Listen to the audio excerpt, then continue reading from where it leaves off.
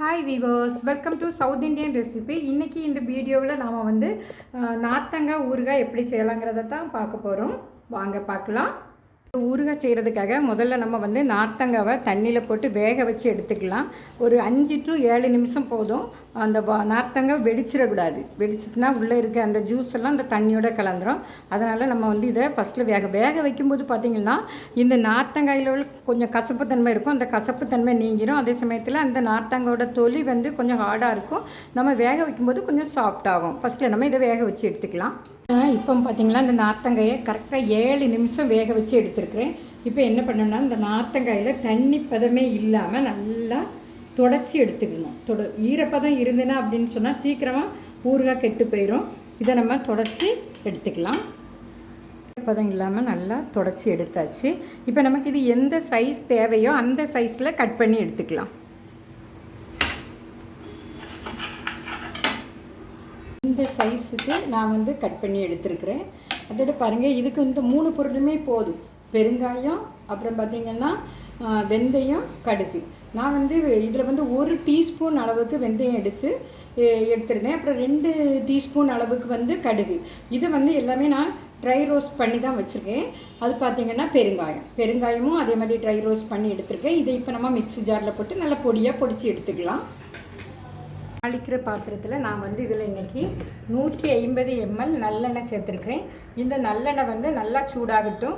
எண்ணெய் சூடாகிடுச்சு. நம்ம தாளிக்கிறதுக்காக கொஞ்சமாக கடுகு போட்டுக்கலாம். கடுகு உளுந்து பருப்பு சேர்த்துக்கலாம். நல்லா பொரியட்டும்.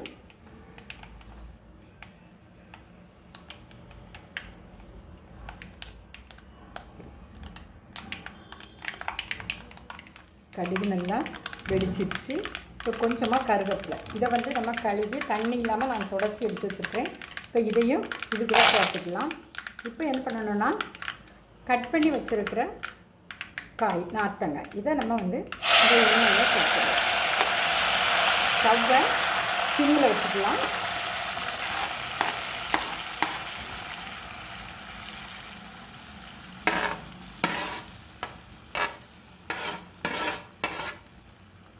இதை எண்ணெயில் கொஞ்சம் ஒரு 5 மினிட்ஸ் இப்படியே வேக விடலாம். அதற்கு முன்னால் இதுக்கு தேவையான உப்பு, கல் உப்பு போட்டுக்கலாம். நான் 1 கிலோ எடுத்துருக்கனால 50 கிராம் கல் உப்பு சேர்த்துருக்குறேன்.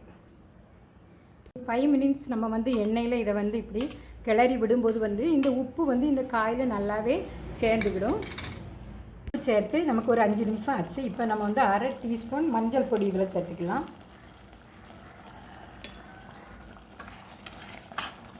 அதோட இதுக்கு தேவையாக வத்தல் பொடி நம்ம வந்து ஒரு 50 கிராம் வத்தல் பொடி சேர்த்துக்கலாம்.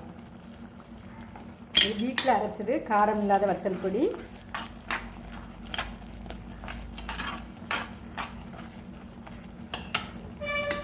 அதோட நம்ம அரைச்சி எடுத்து வச்சுருக்கிற பெருங்காயம், கடுகு, வெந்தயம் இதெல்லாம் வந்து நம்ம வறுத்து அரைச்சி வச்சுருக்குறோம். அந்த பொடியும் இதில் சேர்த்துக்கலாம். நம்ம எந்த ஊறுகாய் செய்தாலுமே நமக்கு வந்து பெருங்காயம், அப்புறம் வந்து வெந்தயம், கடுகு இது 3யுமே நம்ம வந்து ட்ரையாக ரோஸ்ட் பண்ணி அதை வந்து நல்லா பொடிச்சு போட்டாலே மனம் எல்லாம் அருமையாக வந்துடும்.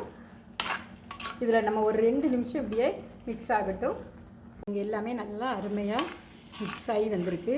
ஆக்சுவலாக நார்த்தங்காய் ஊறுகாய் தான் எல்லா ஊறுகாயை விட நல்லா மணமாக இருக்கும். சாப்பிட்றதுக்கும் நல்லா டேஸ்டியாக இருக்கும். இப்போ நீங்கள் உப்பு பார்த்துக்கலாம். ஏற்கனவே உப்பு எல்லாம் வந்து கரெக்டாக தான் இருக்கும். உப்பு பார்த்துக்கலாம். திரும்ப வந்து இப்போ இது இறக்கிறதுக்கு முன்னால் என்னென்னா லைட்டாக இனிப்புக்காக நான் 1 டீஸ்பூன் அளவுக்கு வந்து இது வந்து வெல்லத்தை தட்டி எடுத்து வச்சுருக்கேன். அதை நம்ம சேர்த்துக்கலாம். இப்போ பார்த்திங்கன்னா எரிப்பு, புளிப்பு, இனிப்பு எல்லாமே சேர்ந்து இருக்கும்போது சாப்பிட்றதுக்கு ரொம்ப டேஸ்ட்டாக இருக்கும். இவ்வளவும் தாங்க நார்த்தங்காய் ஊறுகாய் ரெடி ஆயிடுச்சு. இதே போல் நீங்களும் உங்கள் வீடுகளில் செய்து பாருங்கள். லைக் பண்ணுங்கள், ஷேர் பண்ணுங்கள், மறக்காமல் சப்ஸ்கிரைப் பண்ணுங்கள்.